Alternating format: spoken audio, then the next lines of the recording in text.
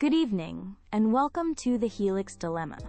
Tonight, we venture into one of the most profound and personal frontiers of modern science: genetic testing for disease predisposition.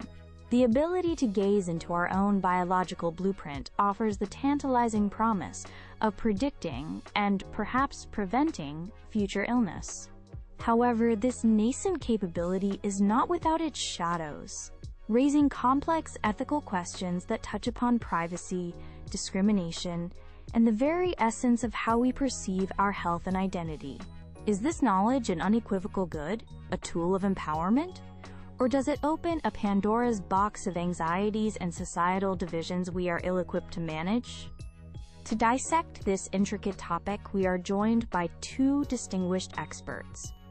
Dr. Kenji Tanaka is a leading geneticist at the forefront of genomic research and a staunch proponent of widespread genetic screening. And Dr. Sophia Rossi, a sociologist and medical ethicist whose work critically examines the societal impact of new medical technologies. Welcome to you both. Dr. Tanaka, let's begin with you. Thank you, Eleanor. The core of my argument is fundamentally about empowerment and the progression of medicine from a reactive to a proactive discipline. For centuries, medicine has been about responding to diseases that have already manifested, treating symptoms as they appear. Genetic predisposition testing allows us, for the first time in history, to get ahead of the curve. It represents a paradigm shift towards truly personalized and preventative healthcare, a move away from a one-size-fits-all model. Consider the tangible benefits. A woman who discovers she carries a BRCA1 or BRCA2 mutation has a significantly elevated risk of developing breast and ovarian cancer. Armed with this knowledge, she can opt for enhanced surveillance like more frequent mammograms and MRIs, chemoprevention, or even prophylactic surgeries. These are actions that have been proven to dramatically reduce her mortality risk. This isn't about inducing fear.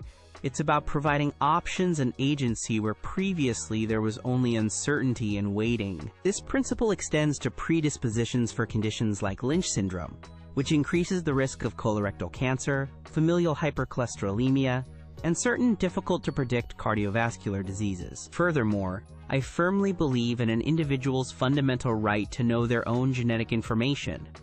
It is, in essence, the most basic data about oneself.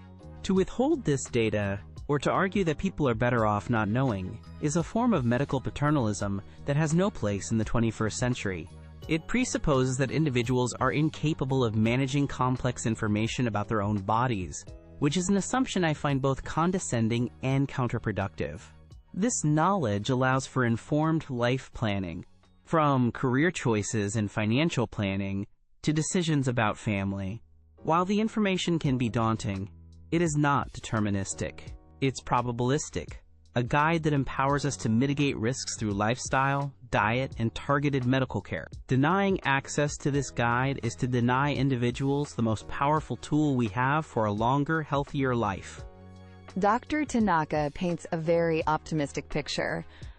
And while I acknowledge the potential for individual benefit in specific clinical contexts, I contend that the unregulated, widespread use of this technology is fraught with peril. My concerns are not with the science itself, which is remarkable, but with the social and ethical vacuum into which it is being deployed. We are rushing forward, driven by commercial interests and technological novelty, without adequate guardrails to protect the vulnerable. My primary concern is the specter of genetic discrimination. Legislative safeguards, like the Genetic Information Non-Discrimination Act, GINA, in the United States, are a good first step, but they are riddled with loopholes. Crucially, they do not cover life insurance, disability insurance, or long-term care insurance. These are not minor omissions. They are fundamental pillars of personal financial security.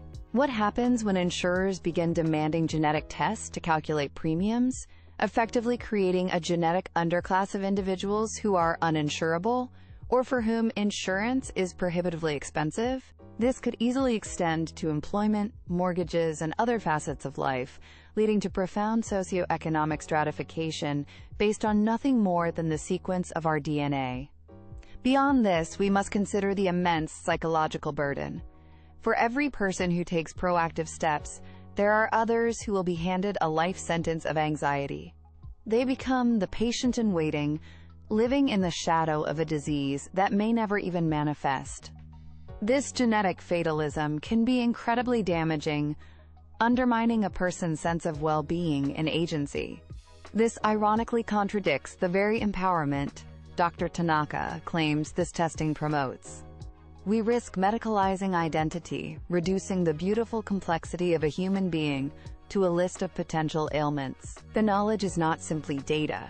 It is emotionally and existentially charged, and our current healthcare infrastructure is woefully unprepared to provide the necessary genetic counseling and psychological support on a mass scale. Thank you both for those compelling opening statements. Dr. Rossi, you raised the crucial point of psychological burden and the risk of a, quote, genetic underclass. Dr. Tanaka argues for an individual's right to know. How do you reconcile the conflict between that right and the potential for the systemic harms you've described? The concept of a right to know is not absolute. It must be weighed against the foundational medical principle of primum non nocere. First, do no harm. My concern is that this right is being championed in a commercialized environment that profits from anxiety. It often exists without the concurrent right to comprehensive, unbiased counseling, or the right to be protected from the fallout of that knowledge.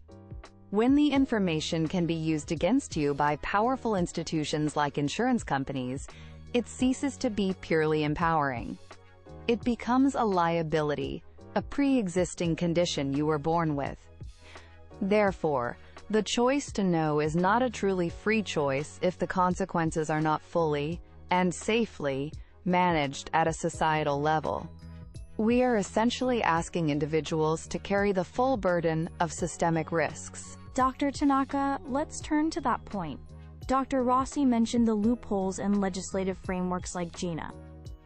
Are our current legal protections sufficient to prevent the genetic discrimination she fears? I concede that the current legislative frameworks are imperfect and require strengthening.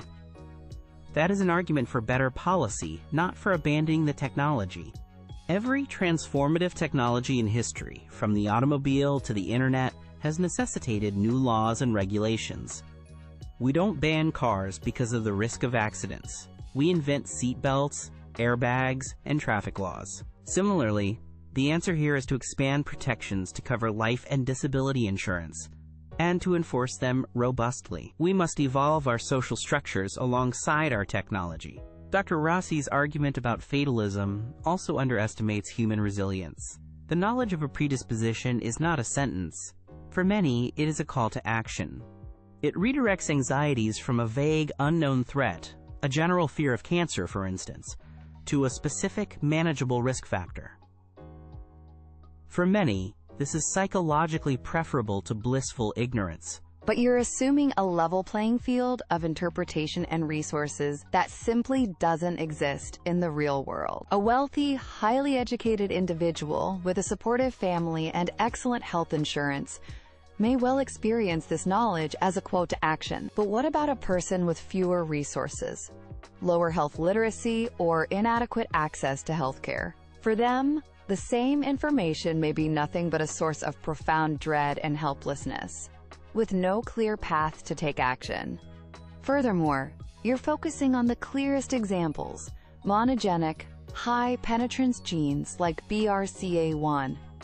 The vast majority of direct-to-consumer tests are for polygenic risk scores, which are far more probabilistic and less clinically actionable. Selling these complex statistical models as a definitive roadmap to health is misleading and, I would argue, unethical.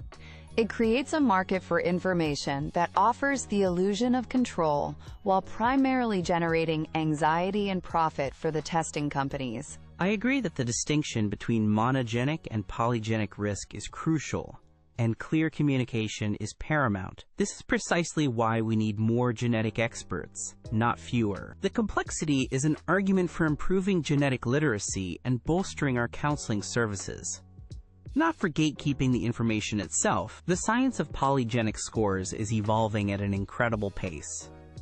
What is only weakly actionable today may be critically important in 5 years.